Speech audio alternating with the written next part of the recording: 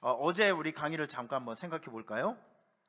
어제는 성경의 15세대, 성경 안에 창세기부터 계시록까지 쭉 보면 역사적인 흐름이 있습니다. 역사적인 흐름. 그러니까 이런 역사적인 흐름을 여러분께서 머리에 담고 성경을 읽으시게 되면 성경에 맥이 잡혀요. 그래서 이걸 제가 15개 시대를 정리를 해드렸는데 잠깐만 우리 기억을 해보도록 하겠습니다.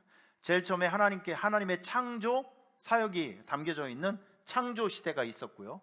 그 다음에 아브라함, 이삭, 야곱, 요셉의 이야기가 나오는 족장 시대가 있습니다. 자, 이 요셉을 통해서 가나안에 살고 있었던 그 야곱의 일가들이 그곳에 이집트의 고센 땅에 머물면서 거기에서 무려 430년 동안 이집트에서 살면서 큰 민족을 이루게 됩니다.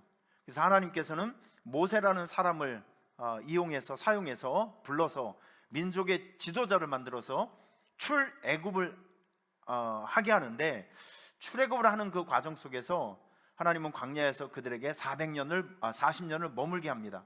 왜냐하면 430년 동안 이집트에 하나님이 없는 곳에서 우상숭배에 쩌들어 살고 있었던 사람들이 그냥 영적으로 세탁하지 않고 영적으로 정결하지 않는 상태에서 가나안 땅에 들어가게 된다면 무슨 의미가 있겠어요? 거기도 또 우상을 섬기는, 하나님의 계획은 그런 것들이 아니거든요. 그래서 40년 동안 우상 숭배로 쩌들어 있었던 그 사람들이 구름기둥, 불기둥 이런 것을 경험하게 하시고, 하나님께서 먹여주시는 거, 하나님께서 입혀주시는 거, 이런 것만 먹고 인도함을 받아서 거기에서 완전히 하나님만 바라보는 이 믿음의 그 영성의 순수 혈통을 만들어서 가나안 땅에 집어넣는 것입니다.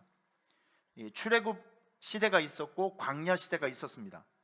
자, 이제 여호수아, 이제 두 번째 리더였던 여호수아를 통해서 여리고를 격파하고, 그리고 아이성을 격파한 다음에 전부 이스라엘 12지파가 위에서부터 아래까지 동서남북으로 그 하나님께서 예비해 놓으신 그 가나안 땅에 전부 주인이 되어서 거기에서 정착하는 시기가 있었습니다.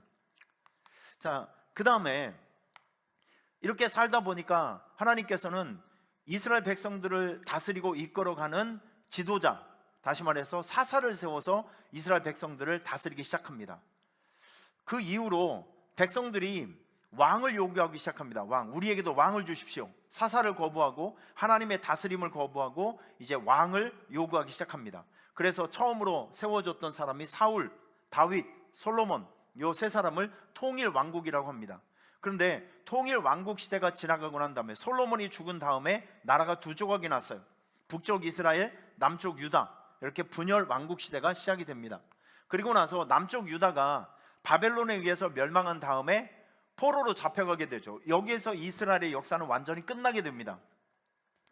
포로로 잡혀가게 되었는데 포로로 잡혀간 이후에 70년 이후에 포로 귀환이 무려 수르바벨, 에스라, 느헤미야에 의해서 92년간 다시 본국으로 돌아가는 포로 귀환 시대가 있었어요.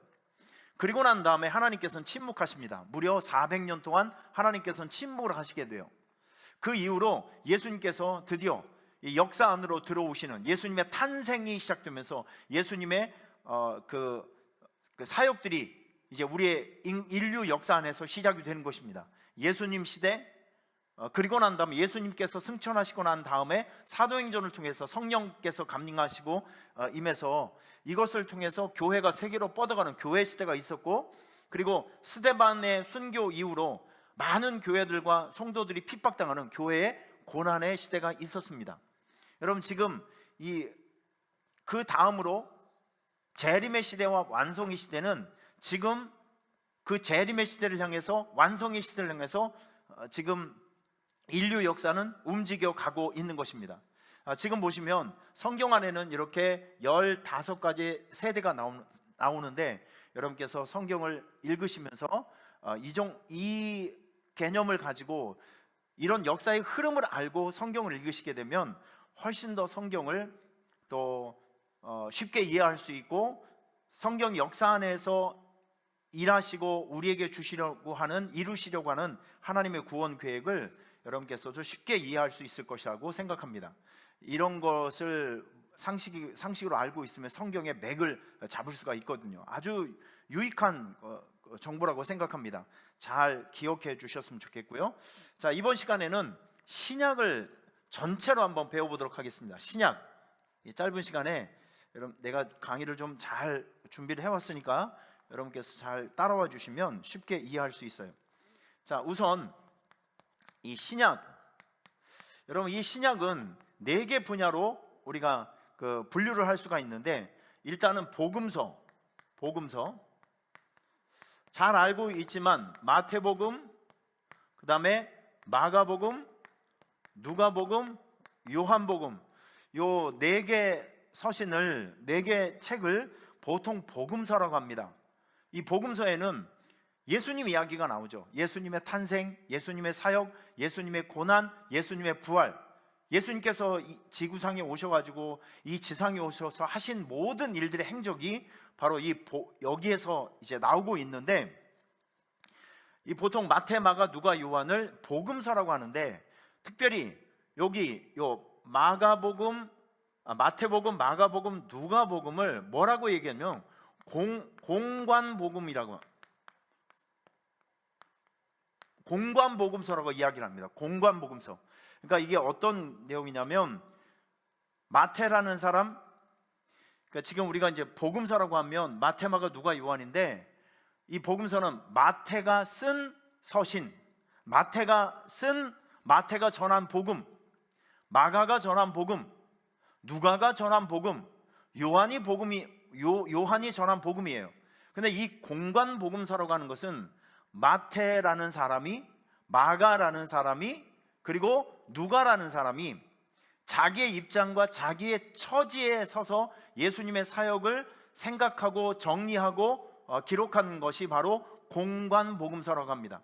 그냥 상식적으로 마태, 마가, 누가 요 3책이 공관복음서라고 생각하시고요. 그 다음에 이 요한복음은 성격이 좀 달라요.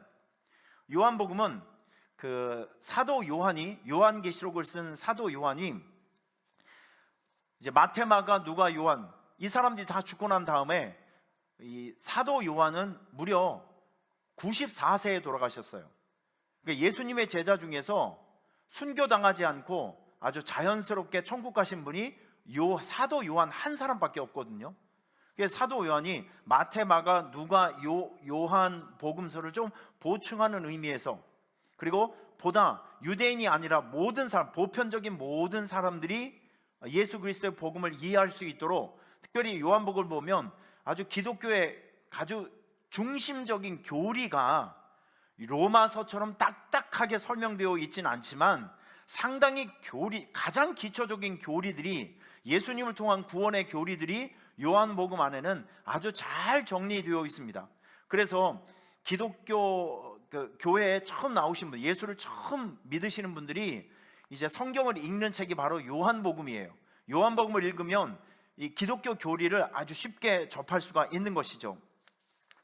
그래서 여러분들께서 아직 신앙이 많이 깊이가 없으시고 좀 기초적으로 부족하신 분들이 있으면 요한복음을 많이 읽으면 기독교 교리들이 어떤 것인지를 굉장히 쉽게 잘 정리할 수가 있습니다. 자, 그런데 제가 이 원고를 준비하면서 제 눈에 띈 것이 있어요. 누가복음. 여러분, 이 누가라는 사람은 사실은 성경이 재미있는데, 성경의 저자들은 대부분 유대인들이잖아요. 근데 누가는 성경의 저자 가운데 유일하게 이방인, 다시 말해서 외국인이었어요. 이 누가라는 사람은 출생이 헬라인입니다. 그리스인이에요. 그리스인, 수리아 안디옥에 살고 있는 헬라인이었었는데 유대인이 아니에요. 이스라엘 사람이 아니에요. 근데 이 사람이 직업이 의사였었는데 사도 바울이 전한 복음을 듣고 그가 회심을 했습니다. 예수의 복음을 듣고 회심을 해서 사도 바울을 끝까지 보필하고 로마 감옥까지 찾아가서 보필하고 동역하고 사도 바울과 함께 동고동락 끝까지 했던 사람이 바로 누가였었거든요. 여러분, 그런데 이 누가는 좀 특이한 관점이 있어요. 누가복음은 특이한 관점. 이게 뭐냐면 누가는 자기가 이방인이었기 때문에 누가는 자기처럼 외국 사람, 이스라엘 사람이 아니라 유대인이 아니라 외국 사람들도 이방인들도 쉽게 이해할 수 있는 복음을 전했습니다. 외국인들, 이방인들을 전도하기 위해서 쓴 책이 누가복음이라고 해도 과언이 아닐 정도입니다. 그래서 누가복음을 이방인의 복음이라는 별명을 가지고 있는 것이죠. 그래서 누가복음은 강조하는 것이 있어요. 구원의 은혜를 강조합니다. 구원의 은혜는 이스라엘 사람들에게만 국한된 것이 아니다. 하나님의 구원의 은혜는 온 인류를 향해서 지금 펼쳐지고 있는 것이다. 예수님은 잃어버린 자를 위해서 오신 분인데 그 잃어버린 자는 이스라엘 사람뿐만이 아니라 예수를 알고 있지 못하는 모든 죄인을 위해서 예수님은 이 세상에 오신 것이고, 예수님께서 십자가에 달려 돌아가시고 부활하신 그 사건을 통해서 우리 하나님은 온 인류를 구원하고 싶어 하신다는 마음을 이방인들에게, 외국 사람들에게 알려주고자 하는 것이 바로 누가복음의 굉장히 중요한 핵심 중에 하나였습니다. 그래서 누가복음을 보면 유대인들이 관심을 갖지 않았던 어린이를 위한 말씀, 죄인과 세리를 위한 말씀, 그리고 여인을 위한 말씀, 유대인이 사람 취급을 하지 않았던 그 사마리아인과 이방인에 대한 말씀이 누가복음에는 나옵니다. 제가 보니까 이 누가복음에만 나오는 그 비유라든지 사건들이 있는데, 예를 들어 이런 거예요. 여러분 한번 들어보세요. 누가복음에만 나오는 비유나 사건입니다. 목자들이 아기를 경배하는 사건, 이거 누가복음에만 나와요. 예수님의 유년 시절, 이거 누가복음에만 나옵니다. 나인성의 과부, 예수님께서 나인성에 살고 있는 과부의 아들을 살려주신 사건, 예수님의 2차 갈릴리 전도 여행, 그리고 예수님께서 70명을 골라서 전도자로 파송한 사건, 선한 사마리아인의 비유, 어리석은 부자의 비유, 안식일에 병든 여인을 치유한 사건, 천국의 큰 잔치 비유, 잃은 양의 비유, 잃은 드라크마의 비유, 탕자의 비유, 불의한 청지기의 비유, 부자와 나사로의 비유, 10명의 문둥병자의 치유, 끈기 있는 과부의 비유, 바리새인과 세리의 비유, 세리장 삭개오의 구원, 십자가 위에서 회개한 강도. 여러분, 이런 사건들이 오직 누가복음에만 나와 있는 사건들입니다. 그러니까 누가는, 우리가 좀 기억할 때 누가는 외국 사람이었어요. 정통 유대인이 아니었지만 그가 예수의 복음을 듣고 변화받고 하나님의 말씀을 전하는 귀한 사역을 했는데, 여러분, 누가는 자기처럼 이방인들에게 예수의 복음을 전하기 위해서 자기의 관점을 가지고 쓴 책이 바로 누가복음이었다는 것. 그리고 누가는 역사서, 이제 우리가 역사서로 들어가게 될 텐데, 여러분 지금부터 여러분들께서 사도행전을 유심히 한번 보셔야 됩니다. 오늘 이 말씀이, 복음서는 이렇게 되어 있고요. 그 다음에 역사서가 있습니다. 역사서는 딱 하나예요. 사도행전은 신약의 모든 서신서의 배경이 되는 것이 바로 사도행전입니다. 그래서 사도행전을 보면 교회가 성령 강림 사건 이후에 교회가 어떤 과정으로 퍼져나갔고, 스데반의 핍박을 통해서 어떻게 흩어졌으며, 어떻게 그 터키 지역과 또 그리스 지역과 로마 지역까지 복음이 흘러갔는지, 이 모든 교회에 퍼져가는 역사가 나오는 것이 바로 이 사도행전입니다. 그리고 이 사도행전을 배경으로 해서 사도 바울의 서신서 13권이 나오고요. 그리고 마지막으로 예언서. 여러분, 예언서는 요한계시록 아시죠? 요한계시록. 이렇게 신약 27권 이렇게 정리할 수 있어요. 복음서, 역사서, 그리고 서신서, 예언서. 신약은 이렇게 구성되어 있습니다. 이게 신약 27권의 분류를 해보면 이렇게 복음서, 역사서, 서신서, 예언서, 자, 이렇게 정리를 할 수 있는데, 이런 큰 개념을 가지고 이제부터 저와 여러분들이 사도행전 안으로 한번 들어가 보겠습니다. 이 사도행전을 여러분께서 잘 이해를 하셔야 돼요. 자, 우선 이 사도행전에 나오는 아주 중요한 사건 몇 가지 알려드릴게요. 사도행전 2장에 보면 이거는 정말 중요한 사건입니다. 역사의 한 획을 그은 사건들이 사도행전이 굉장히 많이 나오는데, 사도행전 2장에는 이 성령 강림 사건이 나와요. 여러분, 예수님께서 승천하시기 전에 요한복음 14장에 보면 내가 하늘로 올라가면 내 이름으로 이 세상에 오는 또 다른 하나님이 계시다고, 오실 것이라고 우리에게 약속을 해주셨어요. 제자들에게 약속을 해주셨습니다. 그분이 바로 보혜사 성령님이에요. 나를 대신해서 너희와 함께 영원히 함께 있을 또 다른 하나님이 올 것이다. 그분의 이름이 보혜사 성령님. 그래서 예수님께서 승천하시고 난 다음에 마가의 다락방에서 120명의 성도들이 막 열심히 예배하고 기도했더니 그날 하늘로부터 급하고 강한 바람이 내려와서 그곳에서 예배하고 있는 모든 사람들에게 성령의 불이 떨어진 거예요. 할렐루야. 저는 이 사건을 보면서 우리 예배 가운데 이곳에 모여있는 모든 성도들에게 예배 때마다 성령의 임재함이 있기를 축원합니다. 성령의 임재 정말 중요해요. 하늘문이 열리면서 각 예배하는 성도들마다 성령의 불이 임하고 은혜가 임하고 깨달음의 영이 임하여서 우리 안에 있는 이 더럽고 추한 것들, 또 두려움을 주는 것들, 질병을 일으키는 것들이 성령의 불로 인해서 불태워지고 근본이 변화되는 놀라운 역사들이 매일매일 생겨지기를 주님의 이름으로 축원합니다. 성령 강림 사건, 여기서 성령 받은 사람들이 이제 6월절이 끝나고 전 세계로 흩어져서 성령 받은 사람들이 각자의 자기 현장에서, 나라에서, 일터에서 예수 그리스도의 복음을 증거함으로 이제 초대교회 역사가 이제 역사의 안으로 우리 점점점 모습을 드러내는 일들이 이제 생겨지게 되는 것이죠. 그 다음에 사도행전 6장을 보면 여러분 일곱 집사 이야기가 납니다. 일곱 집사, 교회에서 굉장히 교회가 막 부흥을 하다 보니까 이제 사도들이 원래 있었던 기도하고 말씀을 전하는 일들을 많이 해야 되는데 그런 일들을 못하고 그 본질적인 일 이외에 다른 일들 때문에 기도하고 말씀 전하는 일들을 집중할 수가 없었어요. 그래서 회의를 해서 사도들이 본질적인 일들을 하고 성도들을 목회하고 도와주고 기도해주고 섬겨주고 하는 이 행정적인 일들, 교회를 운영하기 위해서 또 목사님들 이외에 또 다른 여러 가지 사역들을 대신해 줄 수 있는 목회자를 도울 수 있는 집사님들을 최초로 7명을 세우게 됩니다.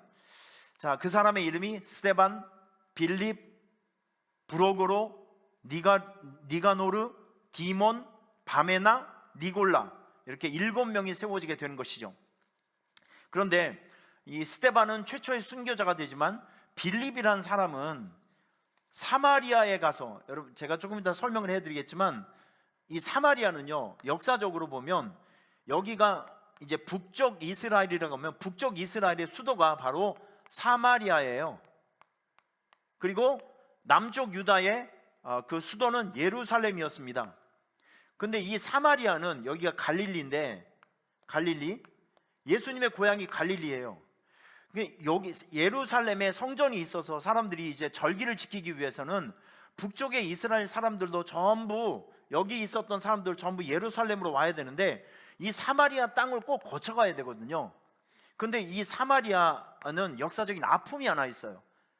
북쪽 이스라엘이 아수르에 멸망을 할 때 아수르에서 사마리아를, 북쪽 이스라엘을 다스리기 위해서 아수르 사람들을 대거 그 사마리아로 진출을 하게 합니다.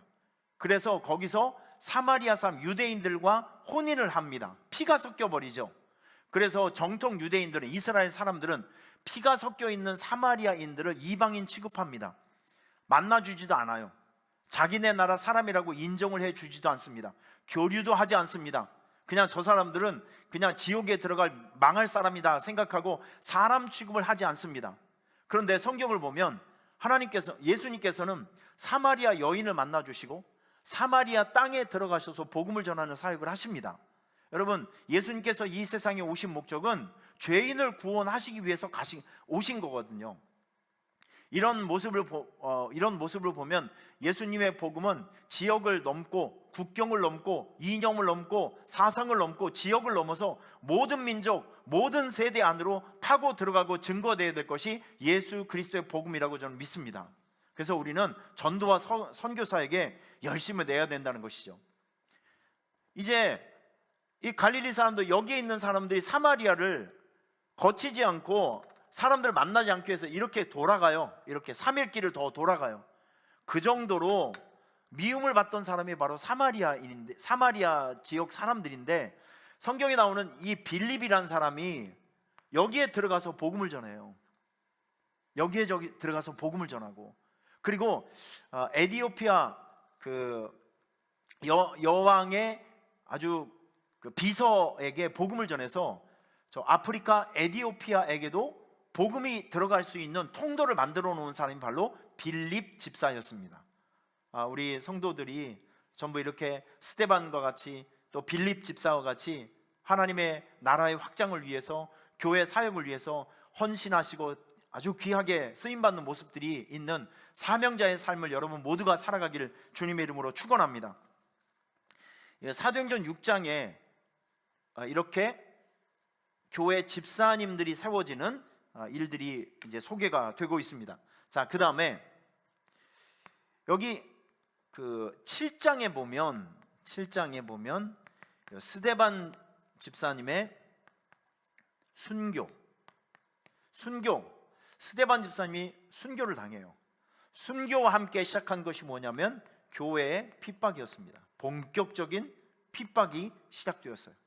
그런데 참 애매하게 예루살렘에 어마어마한 핍박이 시작되었습니다. 그 결과 예루살렘에 머물러 있었던 성도들이 전 세계로 퍼져가고 또 전 세계를 향해서 뻗어가는, 진출을 하는 그런 역효과가 있었습니다. 하나님은 때에 따라서는 우리의 고난과 아픔을 통해서 그동안에 우리가 하지 못했던 일들을 하게 하고 넘지 못했던 경계를 넘어서게 하는 아주 특별한 그런 섭리적인 사역을 진행시키기도 합니다. 고난 역시, 아픔 역시, 우리가 실패하고 고통스러운 일, 이런 모든 것들이 하나님의 구원 계획을 이루시려는 하나님의 소중한 도구라는 것을 우리는 잊지 말았으면 좋겠습니다. 자, 여기에서 교회의 핍박으로 인해서 교회는, 성도들은 전 세계를 향해서 뻗어가는 계기가 되는 것이죠. 자, 그 다음에 9장을 보면 사도 바울의 회심 사건이 나와요. 여러분, 다메섹으로 올라가고 있었던 그 사울은 아주 살기등등한 청년이었습니다. 정통 유대인.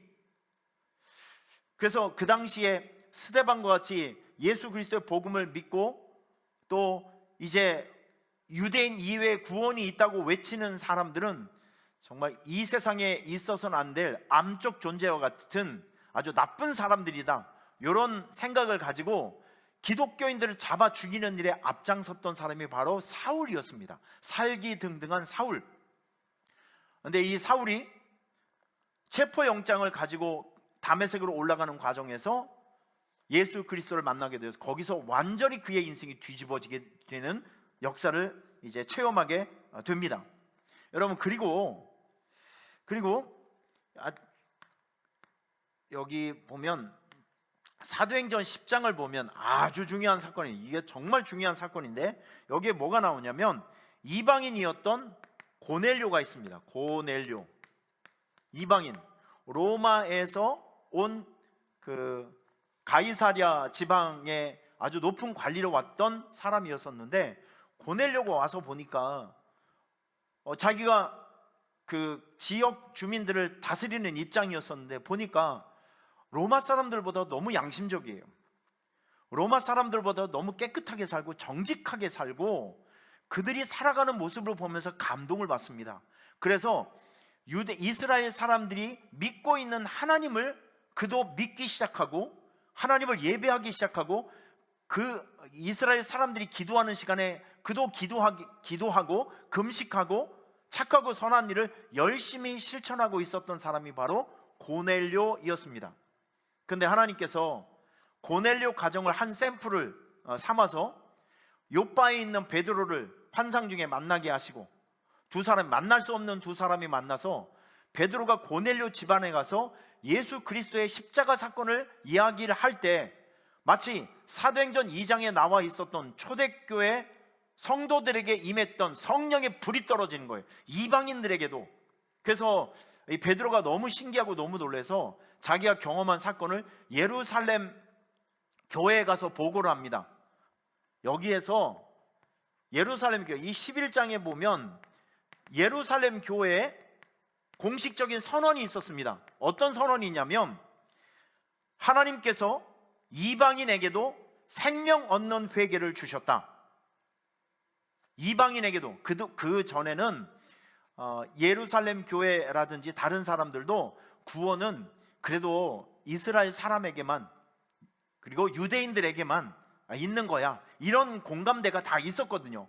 근데 고넬료 사건을 통해 이방인들에게도 성령이 임하는 모습을 보면서 베드로가 그 현장에서 그걸 목격하면서 그걸 보고를 하니까, 이제 예루살렘 교회에서도 지도부에서도 많은 사도들도 이건 부인할 수 없는 하나님의 역사라는, 구원의 역사라는 것을 인정하게 될 수밖에 없는 것이죠. 그래서 사도행전 11장에 예루살렘 교회 선언이 나와요.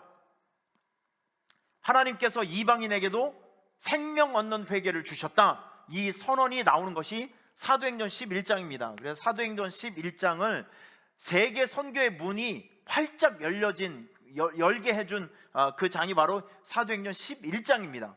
사도행전 10장과 11장 사건은 굉장히 중요한 사건으로 선교학에서는 이제 다루고 있습니다. 자, 그리고 나서 이제 그 사도행전 그 11장과 12장에 이렇게 보면 이제 안디옥 교회가 나오거든요. 여러분 여기 보면, 여기가 예루살렘이라고 하면 예루살렘 저 위에 그 사도 바울이 다메섹으로 올라갔던 그쪽 지역입니다. 그 위에, 저 위쪽, 여기 안디옥 교회가 있었는데, 안디옥 교회에서, 생긴 지 얼마 안 된 안디옥 교회에서 최초로 선교사를 파송합니다. 그 선교사의 이름이 바로 바울과 바나바였습니다. 바울과 바나바. 이제 교회로 개척한 지 얼마 되지 않은 교회에서 성도들이 헌금을 모으고 또 성도들이 후원을 해서 최초의 선교사를 파송하게 됩니다. 이런 모습들이 사도행전 11장부터 이제 쭉 나오기 시작하는데, 사실 이 사도행전 11장 이후로 쭉 보게 되면 사도 바울의 1차, 2차, 3차 전도 여행을 통해서 예루살렘, 그리고 터키, 그리스, 그리고 로마, 1차, 2차, 3차 여행을 통해서 이제 예수 그리스도의 복음이 전 세계적 유럽 전체까지 퍼지는 아주 장엄한 선교 스토리가 사도행전 통해서 계속 좀 나오고 있는 것이죠. 이제 여러분들에게 복음이 전 세계로 퍼지게 했던 그 바울의 선교 여행을 잠깐 서머리를 해드릴게요. 이런 것들을 여러분께서 머리에 담고 이제 성경을 보시게 되면 굉장히 재미있는 모습들을 우리가 기억할 수 있을 거예요. 자, 일단은 여러분께서 설교 노트를 하실 때 저와 같이 그림을 좀 그렸으면 좋겠습니다. 제가 그림을 잘 못 그리지만 그래도, 자, 우선 여기가 이제 이집트입니다. 여기가 이집트. 이제 예루살렘이 이렇게 돼서 터키 지역으로 가는 거예요. 터키 지역으로 이렇게 가서 여기서 쭉 가서 이제 이렇게 됩니다. 이제 설명을 해드릴게요. 우선 사도 바울이 선교 여행을 1차, 2차, 3차로 진행을 합니다. 그래서 선교 여행을 통해서 그가 바울 서신 13권을 썼거든요. 사도 바울이 여러 지역을 돌아다니면서 쓴 편지가 있어요. 13권이 있는데, 로마서, 고린도 전후서, 갈라디아서, 에베소서, 빌립보서, 골로새서, 데살로니가 전후서, 디모데 전후서, 디도서, 제가 지난주 설교했던 그 빌레몬서, 이렇게 13권의 바울 서신의 배경이 바로 여기에 있는 것입니다. 그런데 우리가 상식적으로 알아야 될 것은 여기 아시아라는 단어가 있어요. 그런데 이건 지금의 터키입니다. 터키고요. 그리고 여기가 이제 에베소라고 하면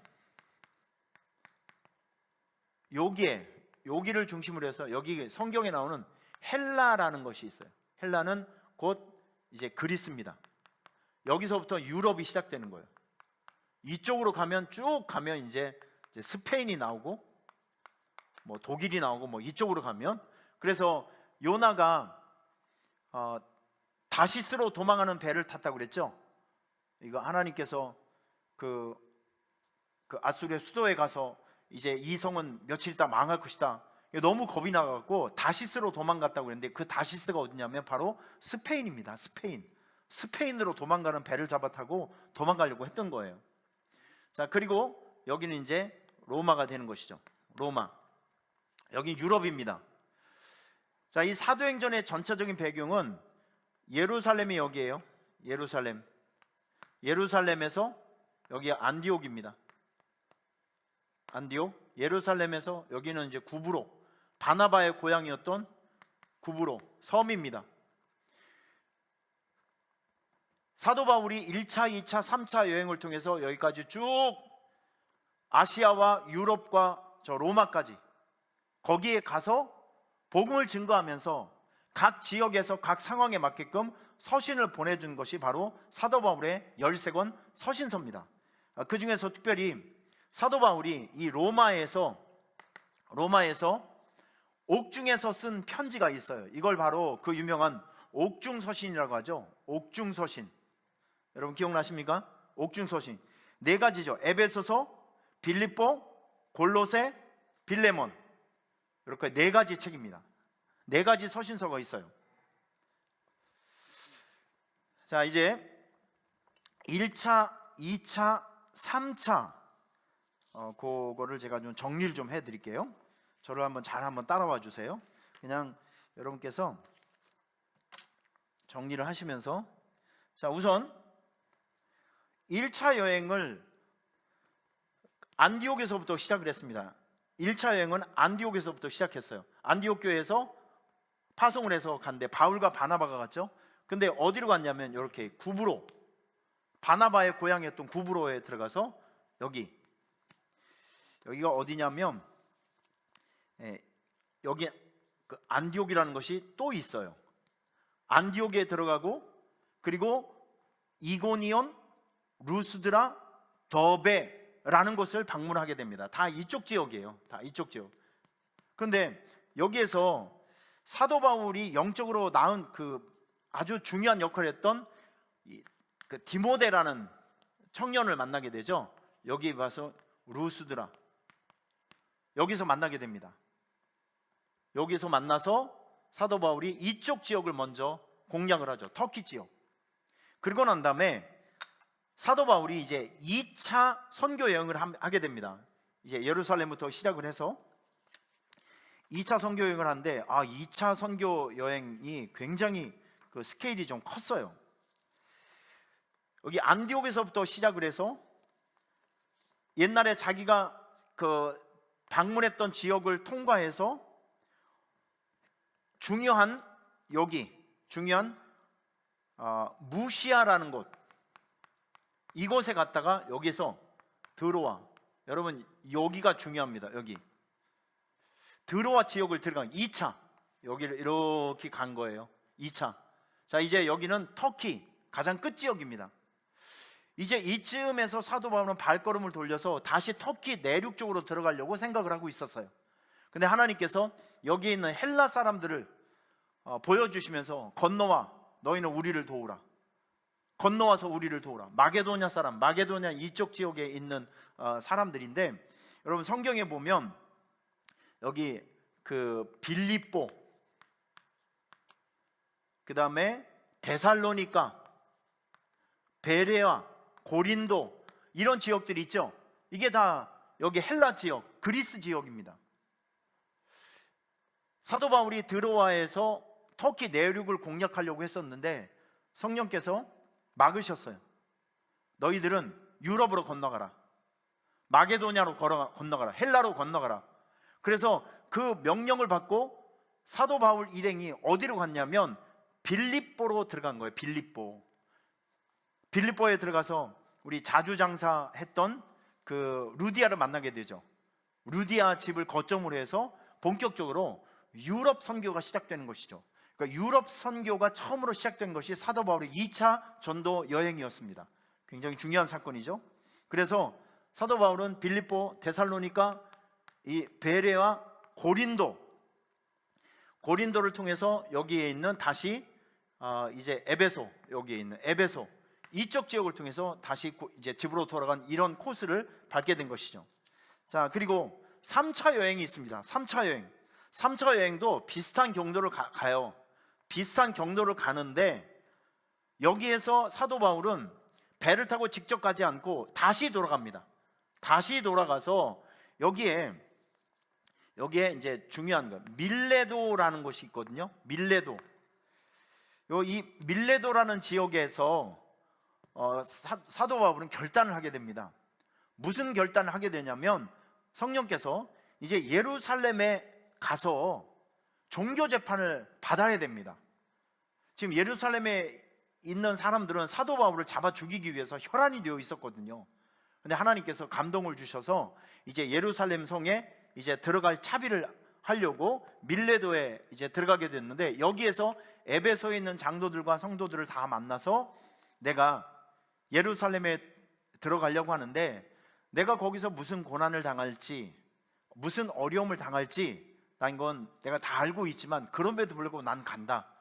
거기서 고별 설교를 하고 다시금 예루살렘에 오게 되는데 예루살렘에 와서 종교 재판을 받으면서 그가 로마의 신분증을 갖고 있었기 때문에 자기의 문제를 정식으로 로마에 가서 재판을 받기 위해서 배를 타고 이제 로마로 건너가게 됩니다. 로마로. 그런데 여러분, 이 로마가 사실 감옥이라고 하는데 지금으로 우리가 생각하는 그런 감옥이 아니라 집을 하나 얻어놓고 우리 교회 바로 앞에 유경재 권사님 댁이 있잖아요.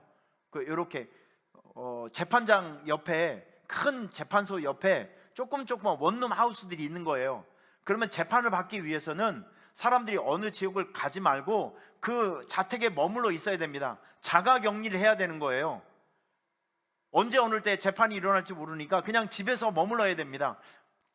월세를 내고 여기에서 가택 연금 상태가 되어 있는 거예요. 이건 이제 감옥이라고 얘기를 하는데, 그런데 여러분 참 놀랍게도 하나님께서 재판을 받기 위해서 사도 바울 로마에 들어간 이것은 로마 그 당시에 전 세계의 핵심이었고 전 세계를 쥐고 흔들었던 로마 심장부에 예수 그리스도의 복음을 심어주기 위한 멋있는 선교 전략이었다는 것을 우리는 알아야 합니다. 여기서 로마에 있을 때 제가 지난번에 그 빌레몬서를 설교를 할 때 그 빌레몬의 돈을 훔쳐간 오네시모가 로마로 도망을 갔는데 하필이면 거기서 사도 바울의 복음을 듣고 그가 회심을 하게 됩니다. 이런 사건들이에요. 사도 바울이 이 땅에 머물면서 여기에 거의 2년 가까이 머물면서 많은 사람들을 만나고 아주 고위 공무원들, 상류층들, 지식인들 이런 사람들에게 예수 그리스도의 복음을 증거해서 많은 사람들이 회심을 하고 예수님의 제자가 되었습니다. 로마의 심장부에 예수 그리스도의 십자가 복음을 꽂기 위해서 하나님은 사도 바울을 로마로 보낸 것이죠. 하나님의 멋있는 선교 전략이었었죠. 할렐루야. 얼마나 멋있는 전략이었어요. 그래서 여기 성경을 보면 빌립보 교인들은 유럽에서 처음 세운 그런 교회여서 사도 바울에 대한 그 연민의 정이, 고마운 마음들이 빌립보 교회는 엄청나게 컸습니다. 그래서 소식을 듣기를 우리 목사님이 로마 감옥에 갇혀 있는데 성도들이 헌금을 많이 모아가지고 에바브로디도라는 청년에게 돈을 주어서 그리고 생활용품을 주어서 사도 바울을 좀 잘 보필할 수 있게끔 그렇게 헌금을 모아주고 사람을 붙여주고 돕는 사람들을 보내어서 사도 바울이 외롭지 않도록 돌봐줬던 일들도 여기엔 또 있습니다. 이런 배경들이 있는 것이죠. 그래서 이 3차 여행을 통해서 사도 바울은 예루살렘과 이 안디옥을 중심으로 해서 1차, 2차, 3차 전도 여행이 지금 시작이 되는 거예요. 그 신약의 모든 배경은 바로 예루살렘에서, 그리고 터키, 아시아에서, 헬라, 그리스에서, 로마에서 다 기록이 된 것이 바로 신약 27권입니다. 여러분께서 비록 이 그림을 통해서 경험을 해보셨지만 사도 바울을 통해서 1차, 2차, 3차 여행을 통해서 예루살렘에 있었던 복음이 이제 안디옥에 가서, 안디옥에서 또 터키로, 터키에서 그리고 유럽으로, 그리스로, 그리스에서 로마로 이렇게 전 세계를 향해서 퍼져가는 아주 거대한 하나님의 구원 계획을 우리가 목격을 했습니다. 자, 이것이 신약의 전체적인 배경이 되는데요. 보면 이제 우리가 다루지 못한 것이 예언서가 있는데, 사실 이 예언서는 이제 요한계시록에 나와 있는 내용인데, 요한계시록은 사도 요한이 나이가 굉장히 많이 들었을 때 쓴 책입니다. 요한계시록. 그런데 이 계시록이 아무래도 예언서이기 때문에 어려운 부분들이 굉장히 많아요. 저도 사실 이해할 수 있고, 그리고 설교를 하는 입장에서 요한계시록을 설교를 하려고 하면 기본적으로 머리가 좀 아파요. 왜냐하면 거기에는 상징적인 내용들이 많이 있고, 또 그리고 굉장히 영적인 언어들이 굉장히 많이 있기 때문에 그렇습니다. 우리가 뭐 잘 알고 있지만 모든 숫자나 모든 기록되어 있는 언어 중에는 상당히 예언적이고 미래적인 일들이 많이 있기 때문에 우리가 쉽게 자의적으로 해석하면 오류가 생겨요. 뭐 하늘 보좌, 24 장로, 큰 용, 14만 4천, 666, 나팔 재앙, 대접 심판, 천년 왕국, 새하늘과 새 땅, 뭐 등등, 이건 상당히 많이 연구하고 또 기도하면서 풀이를 해야 될 말씀들인데, 사실 이 요한계시록 전체 내용을 보면 그 당시에 요한의 시대에는 기독교인들의 어마어마한 핍박과 탄압이 있었습니다. 사도 요한은 고통당하고 있는 모든 교회들을 바라보면서 소망을 주고 싶었던 거예요. 위로를 주고 소망을 주고 싶었던 거. 장차 우리에게, 믿음을 지켜낸 사람들에게 주어질 보상은, 최고의 보상은 천국이다, 하나님 나라다, 이런 걸 알려주면서 고난이 있고 심판이 있지만 이걸 잘 견디면 그런 고난과 심판 가운데서도 하나님은 자기 백성들을 지킨다, 지킬 수 있는 힘을 준다. 이런 어려움에서도 믿음과 신앙을 잘 지키게 되면 결국에는 우리가 하나님 나라를 보상으로 받게 된다. 여러분, 이렇게 큰 틀에서 보면 요한계시록은 우리에게 상당히 큰 위로가 되고 또 소망을 주는 말씀이 요한계시록입니다. 그래서 저는 이 설교 이번에 공부를 하면서 요한계시록을 겁만 내지 말고 좀 정말 필요한 말씀들을 잘 선별을 해서 우리 성도들에게 미래적인 일들, 고난 중에서도 소망이 될 수 있는 말씀들을 잘 풀이를 해서 우리 성도들과 함께 나누고 용기를 주고 소망을 줘야 되겠다라는 그런 생각들이 참 많이 있었습니다. 이렇게 요한계시록 이렇게 우리가 정리를 할 수 있고요. 여러분, 3일 동안 저와 여러분들은 이제 특별 온라인 성경 공부를 해봤습니다. 제가 이 오미크론 코로나로 인해서 모든 것이 위축되고 또 예배가 위축되고 영적 사역이 위축된 상황에서 이런 일들을 기획하고 또 진행하게 된 동기가 무엇이냐면, 이럴 때일수록 우리는 프로테스탄트, 이 저항 의식을 가지고 세상이 원하는 대로 살지 말자, 마귀가 원하는 대로 살지 말자. 세상이 원하는 것은 무엇이냐면 예배하지 말라는 거예요. 사역하지 말라는 겁니다.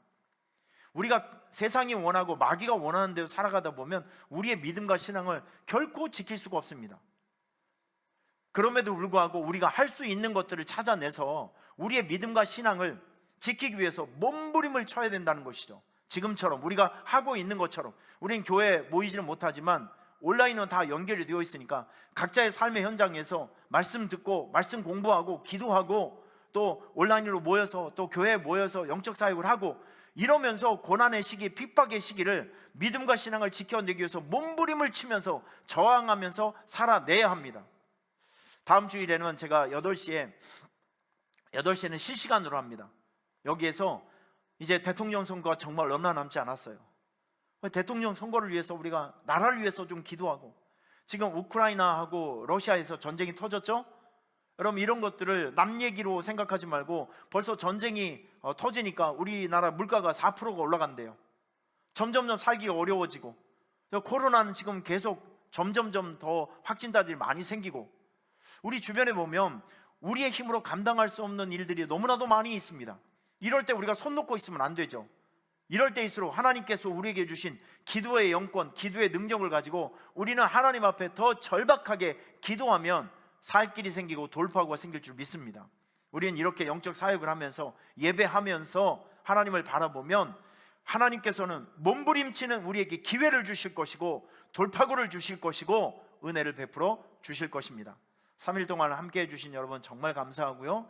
그리고 여러분들이 배우고 익혔던 것들을 잘 기억하시고, 그리고 좋았던 부분들이 있으면 저에게 이런 것이 좋았습니다, 참 이런 것들이 저에겐 깊은 깨달음이 되었습니다 라고 또 이렇게 문자도 좀 주시면 다음 사역을 준비할 때 제가 많은 도움이 될 것으로 확신합니다. 여러분 3일 동안 참여해 주셔서 너무너무 감사하고요. 앞으로 이런 것들을 기초로 해서 더 좋은 성경 공부를 또 테마를 가지고 여러분들을 또 섬기고 함께 나누는 시간을 가져보도록 하겠습니다. 여러분 함께 해주셔서 감사합니다. 승리하세요. 할렐루야. 감사합니다.